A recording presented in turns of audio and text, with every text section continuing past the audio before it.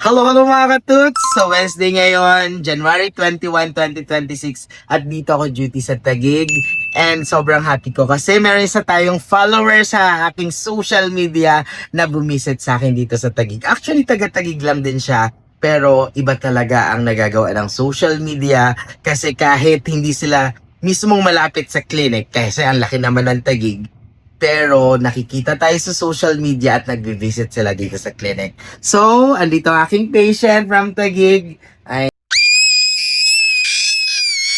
Ayan. Anong name mo, ma'am? Ay po, katuts na katuts. Ayan.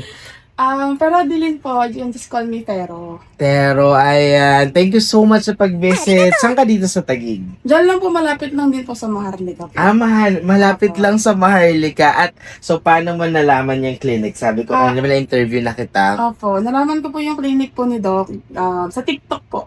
So, TikTok. usually po, nanonood din po ako sa kanya pag sa TikTok. Ayan, thank you so much sa pag-visit dito sa clinic at kanina sabi niya nababalik-balik daw siya dito sa Yes, clinic. So, wala pa man ako ginagawa pero ang jolly din ni ma'am, sobrang kaparehas ng aking personality. Kaya nakakatuwa lang. So ma'am, thank you so much sa pag-visit sa clinic. Shout out sa'yo dyan at sa mga friends mo. So, by the way mga katuts, hanggang 4 p.m. lang ako dito sa Taguig kasi may mga schedule po ako na 4 pa sa Santa Mesa. So, abutin na naman ako ng gabi doon. Kuratsa na naman ako for today. Pero okay lang, blessing to. So, thank you.